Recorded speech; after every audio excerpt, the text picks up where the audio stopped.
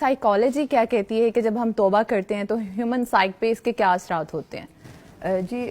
Psychology جو ہے نا ایکچولی وہ انسان کی باڈی، مائنڈ اور روح جو ہے انسان کی سول، ان تینوں چیزوں کے ساتھ کیونکہ ڈیل کرتی ہے، اور جب ایک چیز میں کوئی نقص آتا ہے نا تو اس کا ایفیکٹ پھر دوسری چیز کے اوپر بھی آتا ہے. تو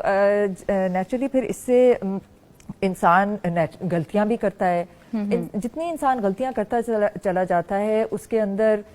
اگر وہ نہ پلٹے، اگر وہ ان کے اوپر اکنالج ان غلطیوں کو نہیں کرتا تو وہ پھر اس کی غلطیاں جو ہیں وہ زیادہ ہوتی چلی جاتی ہیں اور اس کو پھر موقع بھی نہیں ملتا پلٹنے کا. لیکن اگر اس پر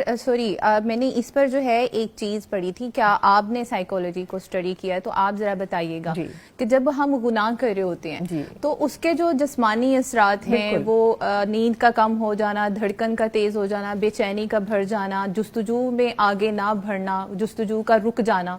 تو یہ واقعی یہ بالکل ایسا ہی ہے اور توبہ کرنے سے انسان جو ہے وہ واپس آتا ہے؟ ایکچولی یہ ایسے ہوتا ہے کہ جب اگر ہم توبہ نہیں کر رہے ہوتے، اور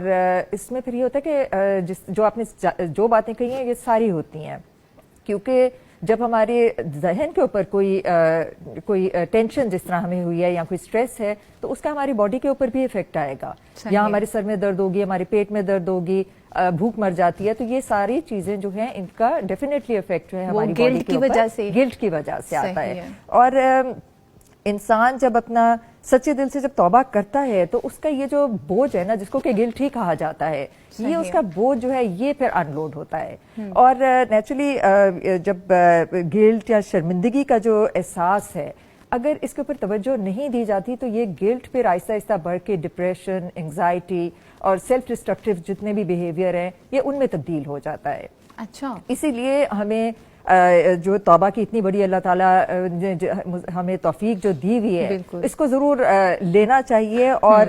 اس سے پھر انسان جو ہے اپنی غلطیوں کو اکنالج کرتا ہے، ایک تو توبہ کرنے سے اللہ سے معافی مانگتا ہے، اور پھر اس کے اندر جب اللہ سے معافی مانگتا ہے تو ایک خود اعتمادی جو ہے انسان کی وہ بحال ہو جاتی ہے. پھر یہ ہے کہ جب انسان اللہ جو ایک وجہ یہ ہے غلطیاں کرنے کی کہ انسان کا اللہ تعالیٰ سے کنیکشن جو ہے وہ ذرا کم ہو جاتا ہے، وہ کچھ ٹوٹ جاتا ہے، تو اس کنیکشن کو جب ہم توبہ کرتے ہیں تو وہ کنیکشن دوبارہ سے بحال ہوتا ہے. ٹھیک ہے، اور پھر یہ ہمارے اندر جو مایوسی کی کیفیت تھی وہ اس کیفیت کو کم کرتا ہے. اور اس میں سائیکولوجیکلی اس کو ریزیلینس کہا گیا ہے کہ جس وقت انسان جو ہے اپنی ماضی کی غلطیوں کے اوپر سوچنے کے بجائے پھر وہ اپنے حال کے اوپر، اپنے فیوچر کے اوپر جو ہے وہ زیادہ توجہ دے. اور ہوپ میں یہ بھی ہے نا کہ ہوپ ہمیں موٹیویٹ کرتا ہے کہ ہم اپنی زندگی کو بامقصد طریقے سے آگے گزاریں، جس کو کہ آپٹیمزم بھی کہا گیا ہے. اور پھر توبہ کرنے کا ایک اور یہ بھی ہے کہ ہمیں اس سے ایک تو اندرونی سکون جس کو کہ سکینہ کہا گیا ہے وہ ہمیں ملتی ہے. اور یہ اس لیے ہوتا ہے کیونکہ